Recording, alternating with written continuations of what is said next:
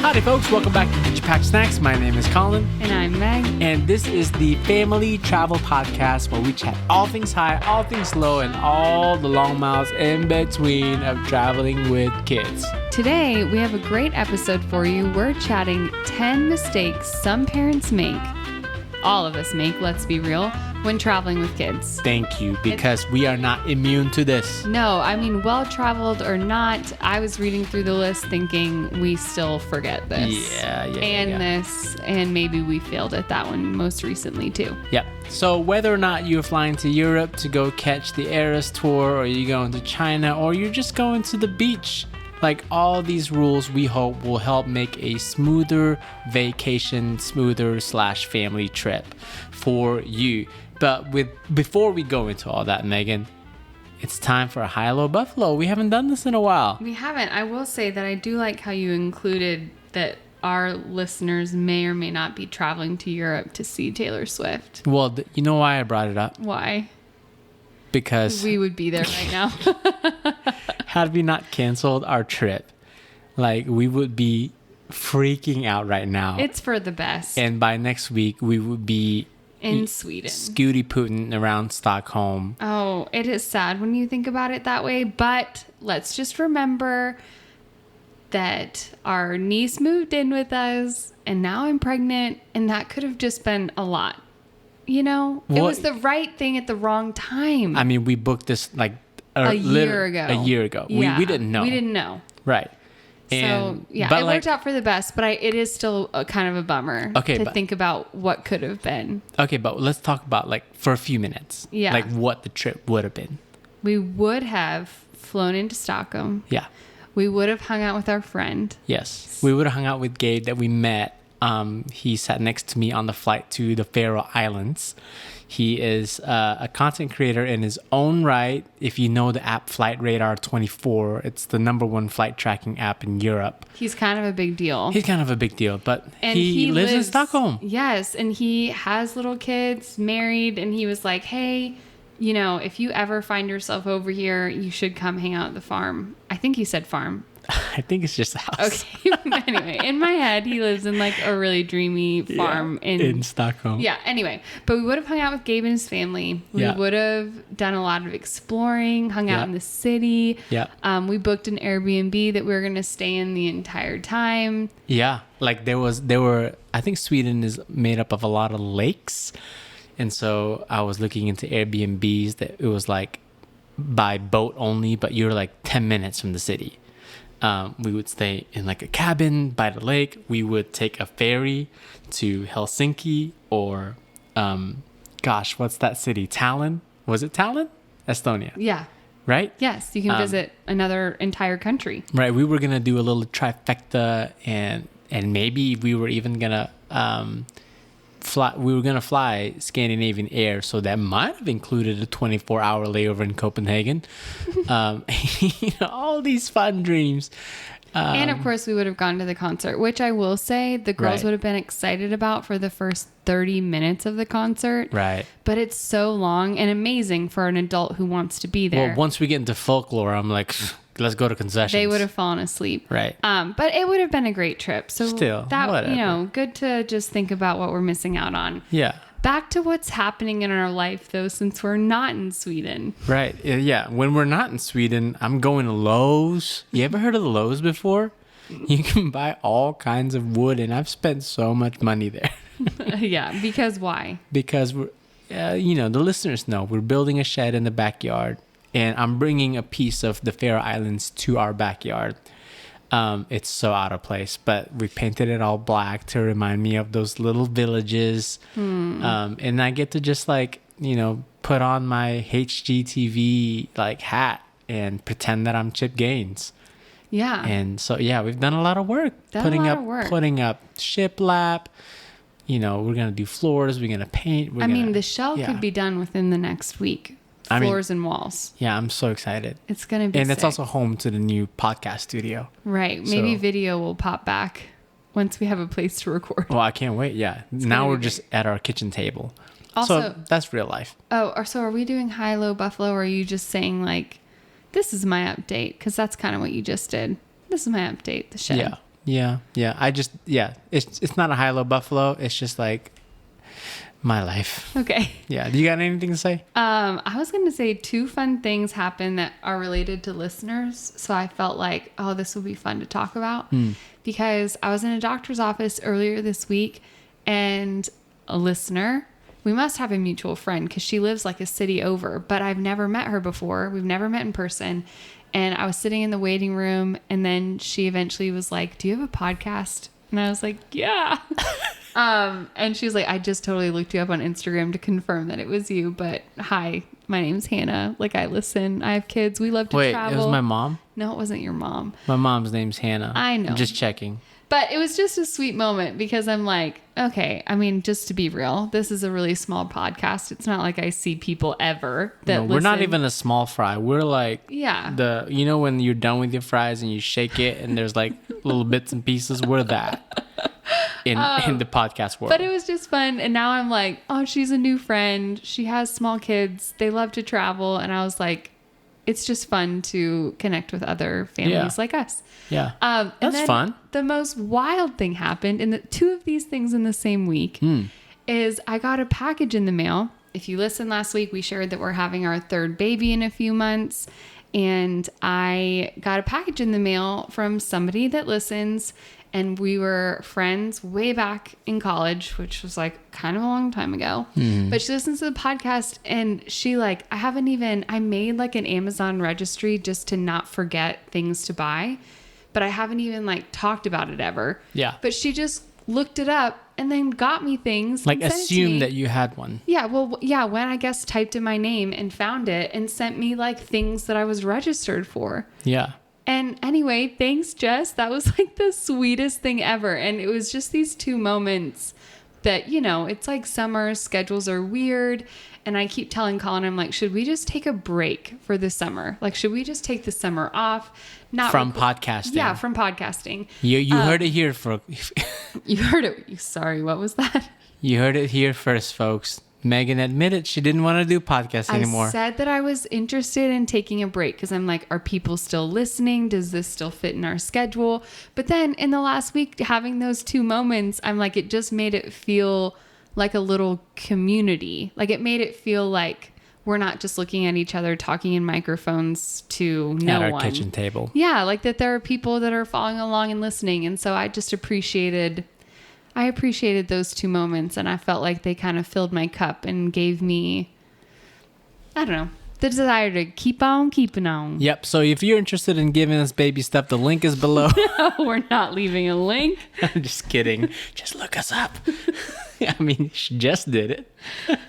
Oh my gosh. Oh, man. All right. Should we get into this? Yeah, let's do it. All right. We're going to go into the mistakes to avoid when traveling with kids. Number 1, y'all. This is the biggest one. If you are flying, for all you dads out there or moms out there that are cheap, like me, and you do not want to pay for, seat selection when you're booking your flight. Because you just want to, when they're nickel and diming you and you find that cheap flight, but then you have to add baggage. Then you have to select your seats. Then you have to decide if you're going to get travel insurance. And all of a sudden, the cheap flight that had your adrenaline going isn't actually that cheap. It just kills you. So you start cutting things. You're like, oh, we don't need insurance. When have we ever canceled a trip before? We can just pack carry-ons. We can save money there. And we don't even need to sit together. We'll just ask people to move. Mm-hmm. And folks, I have good news. I've done that before and it works. Just kidding. If there's 2 scenarios to this. Yeah. 1, if you are a risk taker and you are sticking to your guns, you do not want to pay for those seats, which we did on our trip to Ireland.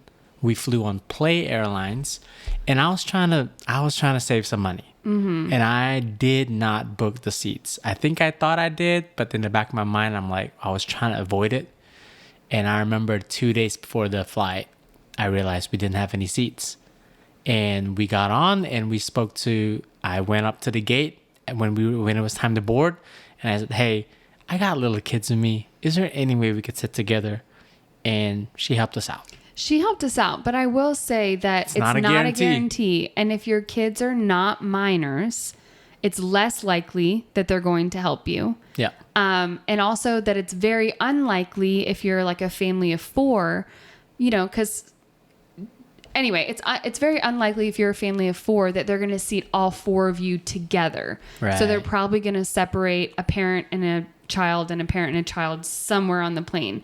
So if like the way your family dynamic works is that you need both of the kids next to you because you have one carry-on that has all the kids supplies, it can just get a little tricky, and it's an extra layer of stress that honestly, I would find ways to save money somewhere else in your trip budget.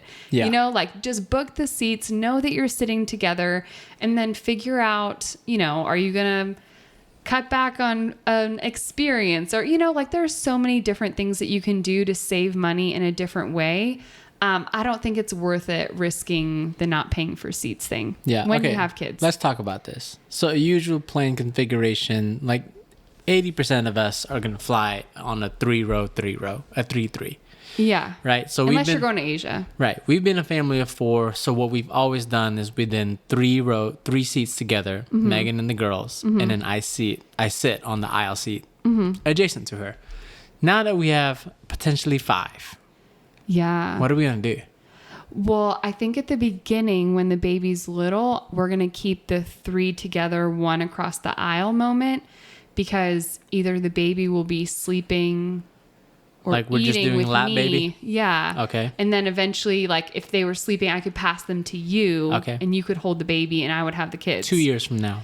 2 years from now, I think we'll do 3 and 2. So we'll do 3 together, and then we'll do aisle middle. And then a stranger will be stuck in the window seat. Who gets the middle? Well, in that situation, I feel like Charlotte would move over. Oh gosh, I hope she's not listening to this. She would move over to be like the other person's seat buddy. Yeah. And then the younger kids would be in the big row with one adult. That's just my thing. Because I feel like it's when you have little kids, there's a lot more movement, like bathroom breaks or getting toys or changing or getting snacks. And so I like having that whole area to our family. Yeah. So I can have bags under everybody's seats. We can have tables up and down. But then as kids get older, like they're actually functioning like most other people on the plane. They're not getting up all the time. They're watching tablets, whatever. So in that situation, I think it wouldn't be annoying to another person to have a young child sitting next to them that is doing the same thing they're doing. So cool. That's my I just wanted to know for the future.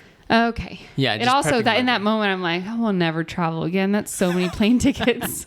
What did we do? I know. Okay. Number 2, not packing enough food. Well, this podcast is really all just about snacks and food. Did you pack snacks? Guys, it's not a guarantee. When you get on a plane, especially international flights, like I love plane food. No matter how bad it is, I don't know why I still like it. There's something about being up in the air in the clouds, knowing that there's not a restaurant nearby. And this is like, but I get to eat in the sky. Oh my goodness. I have 2 options. Like there's something, I don't know. It feels luxurious. But you're also like, you just like everything. True. So that is helpful. I will say, like, for me, I, just due to allergies and stuff, I avoid a lot of grain. And that sometimes has left me in like a pickle because I feel like they're like, sorry, we're out of the chicken. It's just pasta. So then I have a pasta dish that I'm not going to eat, a piece of bread that I'm not going to eat, but you will. A piece of cake that I'm not going to eat. But you will. And then I can count on one hand, or actually I can count on one finger the amount of times that our children have enjoyed plain food. Yeah. Oh, except for when we were in Asia and everything's like noodles. Yeah, I'm just saying. Charlotte likes everything. That banking on that being your sustenance for a flight is just a bad move. Yeah. Like you just need to bring more stuff. And even if you forgot and you're walking through the gate or you're walking through the terminal to your gate, and then you remembered everybody's a little bit hungry, or our flight just got delayed and we were going to be there by dinner. Now we're not. And you have that moment and you walk into the little convenience store in the airport, and like you start seeing that Cheez-Its are $4 and beef jerky's $18. And you're just like, oh, I don't want to pay for this. You Yeah. just have to do it. I'm looking at you, Hudson News. I know. It's so expensive. You scammer. And obviously the better plan is to bring snacks into the airport. Right. But even in that situation, you're going to have a better flight Yeah. by buying the expensive snacks, just biting the bullet and having something on you. Because if you don't have anything, your kids might not eat until you land. And that's rough. This is why I love two things. Airport lounges. If you have not, been tuned into this world of airport lounges, it's easier to access than you think it is. Do a little deep dive, read up some articles, get a credit card that can land you in the airport lounge world, or some you can even pay a day pass in. Totally worth it. But number two, this is why I love road trips, because you will never not pack enough food. Which, by the way, are you team, I'm going to pack so much snacks in the car so that we don't stop? Or are you team, let's just pack some fun things, and then I love stopping at gas stations? I think there are a lot of, it depends on, I think it depends on a lot of things. Yeah, I don't know I think it just depends. What was your first gut answer? My first gut is I like to just pack as much as we can and not stop, because I like to race the GPS. And so I don't like that. Humans can never beat the GPS. But I'm just saying, I don't like when you get in your car and you're pulling out of your driveway and it says you're going to be there at a certain time. Yeah. And then just the sad, depressing moments of like every bathroom stop, that time just like falls, and it I don't know, you get there so much later. So I'm like, yes, necessary stops are fine, but I don't think I like the idea of stopping often with kids, because then you're just making that road trip so daggone long. Right. I mean, I guess I'm not like everyone else. Like, if it was me and you, I'd be like, ooh, I'm kind of hungry, let's pull over really quick. Yeah. I don't know. But with kids, it's just kind of like, I feel like there's a ticking time bomb of good attitudes. I'm also like, just give me a tall black coffee and we're good, Yeah. And whereas kids are not. Right. Yeah. But I mean, that's why I like road trips, and that's why we always pack snacks, y'all. Don't forget. Hashtag FKF. Do you know what that is? No. Feed kids first. Feed kids first. That's right. All right, number 3, what we got, Meg? Bringing the wrong equipment. So this is talking about where you are maybe trying to bring your full-size stroller on a trip to Europe, and that's just not going to serve you. It's not going to serve you on the plane. It's not going to serve you in the airport. It's not going to serve you walking down the cobblestone streets of Venice. Yeah. So it's just thinking about... This is also assuming... Huh? This is also assuming that people are just booking flights to Venice. I mean, you were the one that said, for all you people going to Europe. I mean, we did pack strollers all around the world, and we went to Venice with the stroller. Yeah, we did. And we realized that it was a terrible idea. It was a bad idea. Because it was staircase after staircase. Right. Yeah. So we did this. Okay, but maybe a more practical way to explain this is, regardless of where you're going, whether you're going to an all-inclusive resort or you're going on vacation to a national park or you're going overseas, there are a lot of accessories that especially babies and toddlers need. Things like car seats, pack and plays, strollers. And that can all be really cumbersome to travel with, especially when you're factoring that in addition to your luggage. Like, the airline will let you check it for free, but you still have to get off the plane and transport all of that stuff to your taxi. And then you have to get it out of your taxi, and maybe you're walking to it can just be a lot. Yeah. And so I would say that the main thing is you just have to think through every step of your trip and decide if the item that you're hoping to bring is worth all of the effort. Here's a pro tip. Call the hotel, email the hotel, let them know what you need, see if they can provide it for you. And this works for an Airbnb too. If they don't have a pack and play or they don't have a stroller, ask them to get one. Yeah. And be like, hey, I'll rent it from you. Right. Like, would you consider adding this service? And I'm pretty sure they will say yes. Yeah, I would say out of all of those things, I would be most keen on bringing some kind of a stroller. Yeah. And renting everything else once you got there. But right. Needless to say, I think you want to try to avoid bringing it all. Yeah. Unless you're going on like a 6-month journey, or I don't know. I just think even then, you just want to try to figure out how to travel with less and how to get what you need once you arrive at your destination. Right. Because you could be going to a country where buying a stroller from the grocery store is not that expensive. Right. So you're going to save a bunch of money. Right. Okay. Number 4, traveling without a change of clothes. I never do this. I usually pack a pack of shorts because I like to get comfy on the plane.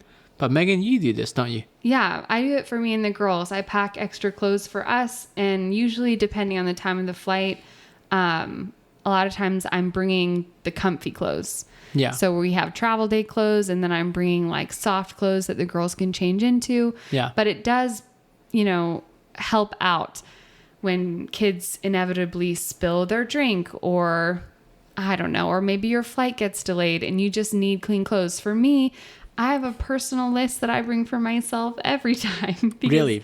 Yeah. Okay, you have 1 minute. Go list out all the things you bring. Well, I literally bring new clothes, but like, especially like I love to bring like clean underwear. Like that is so important to me. Like if you're traveling, 30 seconds left. If you only mention clean underwear, go. That's the most important thing. And clean socks. You just said you had a whole list and you've mentioned 2 things. You have 15 seconds left. I also bring like disposable face wipes and disposable toothbrushes. And I have a bunch of contact solution because I wear contacts. Great. So you have 5 things. Yeah. Well, you rushed me. But okay, maybe it's not like a long list, but I'll say I have a handful. Is that a better word? Yeah. A handful of travel essentials, because I just like you everybody knows when you get off a plane, you just feel dirty. I do not know how airline stewardesses have hair that does not look like it's like 5 days of like oil and grease. Because if I spend 8 hours on a plane, I get off and I feel like I could have like a slicked back hairdo. Well, like that's why they have their hair in like that tight bun. But it still looks so nice. Like it still looks so nice. And anyway, I just know, that feeling, you just feel a little grimy when you get off of a plane. I don't. Really? No, actually I do. Yeah. Maybe Sorry. it's like okay. I was like, are you telling the truth? Because I was like, maybe it's like women produce like more oil in our face and in our hair. It might be genetic. I do produce very little oil. So I just feel grimy. So I just like to be able, if we have a layover, I'm going to do like a full on like bathroom moment, brush my teeth, wash my face, change my undies. All right. Let's talk about the big JL. Okay. Jet lag. Yes. So how do you avoid mistakes here? Well, this is funny because I remember as a kid, my dad was in the military and we would travel, and he spent a couple of years being stationed in Germany. So we got to explore different parts of Europe. Anyway, I have vivid memories of arriving somewhere. I don't remember where we were, but it was somewhere in Europe. We were all really exhausted. And my dad was like, nobody's sleeping. We're staying awake. He's like, we're staying awake until 7 o'clock. The funny thing about this story is that like you're talking about my father-in-law. Yeah. So instantly I have an image and a voice in my head. But it's also something that people still advocate for. Like regardless of when you land, your only goal is to stay awake and make it through that first day. Like even if you can't keep your eyes open. And I remember like just as a kid, like just feeling so tired. And I just thought that was the only way. Like I really did. And then we started traveling with our own kids. And that feels like torture because not only am I miserable and tired, but they're really tired. It's like what you can do with teenage kids. Yeah, maybe you could push through. But I guess what I'm saying is like permission to do, I don't think there's one right answer. And just permission to do what feels right for your family. So the most recent experience we have is when we flew from the States all the way to Hong Kong. Mm-hmm. It was very long to get there. It was a long day. And when we got to Hong Kong, our bodies, we just hadn't slept in like a day. But when we got there, it was like 8 o'clock in the morning, right? Like we couldn't even check into our hotel yet. We were waiting in the hotel lobby to check in. And then finally, when we got to check in around like 11, we got to our room and we just thought like, okay, our 2 options are to push through, but none of us have slept in over a day. So we just went to bed. We gave the girls a quick shower. Colin and I got a quick shower. We set an alarm to get up like 5 hours later. So we would force ourselves to get out of bed and go eat dinner and then come back and sleep. And I feel like that worked really well because we weren't like, I don't know. I just think it was a good plan for us. Getting up for dinner was still really hard. Like I remember the girls were like so cranky. Their little bodies just wanted to sleep, like keep sleeping. I wanted to sleep. But we just did it because I thought, man, if we don't wake up, we're going to wake up at 2 a.m. So we have to wake up. But I just am like, that worked really well for us. So I guess this is just like, don't ignore jet lag, but also don't feel the pressure to do what, I don't know, your dad told you to do or your father-in-law. But also in a less extreme note, like say if you're traveling from the East Coast to the West Coast, like, you know, those 2-3 hours can also like wear on you. Yeah, that's true. So just like take it easy. Take it easy. Take a nap. I think don't underrate. Don't underrate. Like underestimate. There's the thing that I'm looking for. Don't underestimate what a 2 or 3 hour nap can do because it's not going to mess you up. Yeah. You're still going to be exhausted at the end of the night. Like you're still going to sleep. And so I'm like, you know, if that's what's going to make you feel better in the moment, set an alarm, but then actually get up. Right. You have to get up. Yeah. Okay. All right. What's next? Okay, number 6, this is a very no-brainer one, but forgetting your passport rules if you're traveling internationally. We don't have to dwell on this a lot, but really just check if your passport's valid. Don't travel anywhere if your passport is going to expire soon. You can enter countries. Some countries will let you enter with 3 months left on your passport. Some countries can do 6. I would just say, like, keep it at 6. Yeah, and to remember that baby and child passports, I don't remember the exact duration, but it's a lot shorter of a time frame that they're valid than an adult passport. So just like check everyone's. You know, I just hate when you hear stories about people who are posting on the internet like, my passport is expired. I leave in 10 days. Like, what do I do? It's just like one of those things that you might think, we're definitely good, you know? Yeah. But just check, like put it on your pre-trip checklist. Yeah. And just, you know, make sure that you're good. Mention that thing about getting your passport in one day if you are in a pinch and you have travel plans already made. Yeah, well, you only can do it in certain major cities across the country. And it's very like, there's a whole rigmarole. You just made that up? So you couldn't think of underestimate, but you came up with rigmarole? Yeah, I guess. Anyway, I don't know. I think I love pregnant Megan. Our friends recently had to do this. And I think what happens is you realize that your passport's expired. You have to call like something like 10 days before your flight, like to snag an appointment. And then you go there and you have to have an in-person appointment, and sometimes they fill up. So I don't know how many days in advance you can book it, but it's pretty close to your departure date. So you have to get up, call them right when they open, book an appointment, and then you'll have your passport by the end of the day. But the cities are limited. I know that we have an office close to us in Atlanta. I think Dallas has one. I think DC's gotta have one. And then New York. somewhere in New York, New Jersey, there's one there. But it's not, the whole thing with the passport office is like you either get the appointment or you don't. And you're at the mercy of like calling first and following their rules and scoring one of their appointments. And like, even if you have a sob story, they're not going to make an exception for you. But it is a possibility. So if you already have a trip planned and it's too close to mail your passport out, I would look into that. But you just want to avoid all of this. Right. And this pertains to traveling with kids because you want to make sure that you have your official documents. Like if you want to travel with your birth certificate, you know, especially if, you know, your kid has a different last name. I remember because Charlotte is adopted, I remember those first few years we brought the adoption papers just in case. Yeah, everyone told us. Even though we had the same last name, but you never know. And we've traveled all around the world and nobody has ever asked for any documentation. No one dared. No, and no one dared. So anyway, we've never encountered trouble, but at the beginning, we did require. I mean, Colin has this app. What's it called on your phone? Like ScanCo or something? Scan Doc. What's it called? I paid for this app. It's called iScanner. iScanner. And he has all of like some important documents, like a picture of all of our passports, a picture before he was a citizen, he'd have a picture of his green card. And it's just a picture of the official document. Well, I can take a picture of anything and turn it to a PDF. Right. That's like black and white. Like, it's how I scan documents. So it's called iScanner. If you're a person that just likes to be extra prepared, that could be a good option for you. Just keep a lot of those important things on your phone. And if you ever had to email them to someone, you could. Moving on. All right. Colin did the little hand gesture, like, I was like, people have heard of that. Okay. Okay, the next one is really key when it comes to traveling with kids, is that do not ignore your kids' interests. Right. And I will say there's two scenarios here.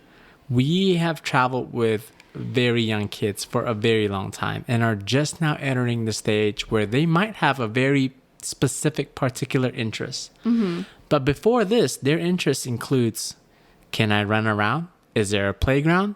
Is there popcorn? Are there rocks? Is there water, a pool, a hot tub? Right. Like, those are very basic kid needs. But I would assume that, like, if you're traveling with older kids, just don't ignore, their needs. Like, if one of them loves rockets and you're passing by a giant rocket on the side of a road, go see the rocket. Or, I mean, I've heard families with older kids go as far as to say, like, this is where we're going. If, like, before we leave, why don't you look into what's around there, what could be interesting to you, and we'll incorporate a place or a museum that you want to visit into the itinerary. Yeah. And like letting them have a little bit more ownership. We're not at that stage yet.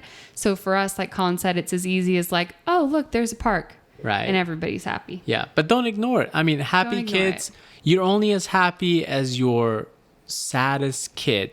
James Corden said this really perfectly on a podcast. You're only as happy as your most miserable kid. There you go. He was talking about how, like, they're in London now. They left the show and people are like, how are you doing? How are you guys doing? He goes, well, really, honestly, like, we're only as happy as the youngest kid is having trouble adjusting back to the UK because she is the most American one. And so yeah, that's his level of happiness. So same goes for travel. Like, same goes you can for be in the travel. most dreamy destination, but if your kid is, squealing? No, screaming. Sure. I mean, squealing's a thing. Rigmarole. If your kid is rigmaroling, like, that's how happy you are. So yay. Okay. So the next one is talking about not discounting like early dinner times, like using having kids to your advantage. I think this works specifically if you're traveling somewhere that you are just like, you're going to eat the best food and you're really interested in getting the reservation at the Michelin star restaurant or standing in line to get the Icelandic hot dog that has like, that's been all over Instagram. So there's like 100 people waiting in line still. It's like, if you're going to like eat at the places that everyone tells you to eat, yeah, the advantage is that kids typically eat a little bit earlier. And so I eat early. Nobody's going to like fight you for a 5 p.m. reservation. Like most people that are traveling are going to get a later reservation. Yeah. They're going to have an evening out. That's a little late for me. I'm more of a 4:45 kind of guy. 4:45. Okay, so this worked to our advantage in Dublin. We actually went to the very popular Temple Bar, and we just wanted to experience like the bar life, like a scene out of P.S. I Love You. Like, guy goes up with an acoustic guitar, falls in love with the American tourist. In this case, it would have been Megan, but then we would have gotten to a bar fight. So to avoid that, we went at 4:30. And it worked out really well. Like, there were still people drinking, but from what I've heard, the atmosphere was very mild compared to what somebody would encounter if you went at like 10 o'clock. I mean, I saw a lot of flirtatiousness going on. Yeah, I mean, it was still a bar, but I thought it was fun. We got to listen to live music, and we actually got a table and we got to sit down. Like, all of it just felt like, how is this possible? But it's because we went really, really early. Yeah, man, I miss Ireland. All of a sudden, I know, it's the memories best. flood in. I'm going to go back to our YouTube channel and watch it because we have a series in Ireland. Shout out. Shout out. Okay, the other thing I will say about this is it's not always this way. I really think it's just dependent on where you're going, but it's something to keep in mind because, like, if I brought my kids to Italy, I'm not going to eat dinner at 4:45 because I'm going to want them to stay up until 9 because the city just gets more fun. Like I want to eat gelato and see everything lit up. Yeah. And so I don't know, it really just depends on your season of life and where you are. But I do think if you're going to plan a day and you're like, oh man, I came all the way here to eat this one meal, then just eat early that day. Right. Or I'm talking about like Asia. Like you want to be out eating until like midnight. Right. Like, so just bring those kids. Okay. The next one, we have a fail. This is just talking about like failing to do your research. Like it's important to know what you're getting into before you actually do the thing. And when we were in Bali, we had a whole day that was kind of a fail. Yeah. And it could be anywhere. This applies to anyone, anywhere, whatever city. Yeah. This is just the thought that came to mind. But we had a whole day planned out. We were going to go to do all these beautiful places because freaking Instagram tells you to. And we fell into that trap of like, well, guess we gotta go. Yeah. Because so-and-so made a reel or a TikTok that we had to go. Right. And so we planned our whole day around all these beautiful places. And then it just was not great. I mean, there was even a beach that we went to. And what was the name of the beach? Diamond Beach. And the pictures and the experience that we wanted was a part of the beach where you basically had to like free climb down a section, like down these like rocks of these cliffs. Like there was a path that led part of the way, but then you had to kind of climb your way down. And there were even adults that were turning around saying, we don't feel comfortable doing that, or we're not dressed in a way that we're prepared to climb down. And so online, we just didn't do enough research. We saw the beautiful picture, people enjoying the beach, and just assumed that there would be stairs all the way down. Yeah. And there weren't. Yeah. So we went out of our way for this experience. And then our guide was like, well, you can go to this beach. And he points to the other side of the cliff where there's a beach that's just not beautiful. It's just a normal beach. Yeah. And so I'm like, well, I mean, yeah, if I don't want to go to normal beach. I want to go to Diamond Beach. Well, I wouldn't have come all this way to go to a normal beach. We've sat in this hot car on winding roads for an hour and a half. I would have stayed at the resort. I have a beach at the resort. Yes. So that was just one of those moments that I feel like we didn't do enough research. Yeah, but I don't want to get too like specific either because this could happen anywhere, right? Sure. Like for all you folks that have never been to Disney and you didn't do your research, oh my gosh. Like you can still have fun. It can nip you in the butt. Yeah. Oh, you can still have fun. You can redeem the day. Yeah. Like this is a very normal thing that happens. I was like, happens all the time. It's kind of like there can be trip planning fatigue. Like you plan so much, it's just impossible to turn every stone. Right. So you're going to fail. And then the way that you pick yourselves up, and for that instance in Bali, we went to the next stop. And it was like, okay, it was, we got to see what we wanted to see. It hit our expectations a little bit more. Then we just got a round of ice cream.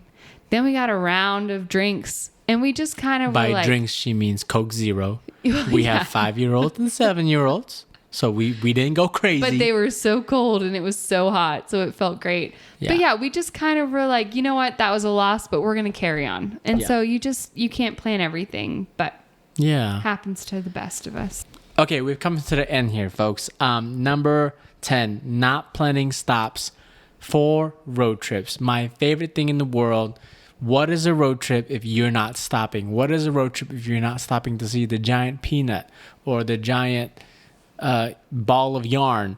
Or like, just think of the scene in the Goofy movie when Max and Goofy finally bond. And when does that happen? Is when he gives Max the job of navigator and they stop at all the stops. And that's where father and son truly became family. Wow. End of podcast. See you next week. Who knew that we would be getting a little recap of the Goofy movie? I will say this is a little like contradictive to me saying that I like to race the GPS. So if you have I'm driving, so we ain't racing. If you have somebody like that in your car, then you just have to set some trip expectations. Yeah. That you're going to have a fun road trip. You're going to stop at the store, stop at the outlets. Well, there's a difference. On the East Coast, we don't really have like fun things. Yeah. You don't drive by a giant dinosaur. No. Here. Yeah. But on the West Coast, there's like more like goofy things. Goofy things that you could stop for. Goofy movie. Yeah. But I will say there's a big difference between planned stops and unplanned stops. Okay. I think the unplanned stops is where you're coming from. You're like, this is not in If the it's agenda. planned, I like it. But if it's on the itinerary, like, hey, Meg, this is what I do at breakfast or the night before. Mm-hmm. I get in bed, I'm like, I can't wait. Tomorrow we're going to do this. That way, she's like, okay, I know what to expect when I get up. Or actually, I know when to set the alarm. So I know when to do my hair. So I have enough time. So the no one's reality is, rushed. if you told me that we had like X, Y, and Z stops the next day, I'd just tell you to leave an hour and a half earlier. Like, sure, we can do all those stops, but we're going to leave earlier. Yeah, That's don't want to cause a rigmarole. Yeah, for sure. Anyway, that brings us to the end. All right, bye. See you next week. Thanks for hanging out with us. I hope these were helpful. And if not helpful, just encouraging that, even if you forget a thing or two, you're going to recover. It's going to be okay. Just spend $57 on beef jerky at the terminal. And ice cream and candy. The terminal food mart. Yeah. And you're going to have a great trip. That's right. Hashtag feed kids first. FKF. We'll see y'all next week. Don't forget to pack snacks. Bye. Bye. Goofy movie. Rigmarole.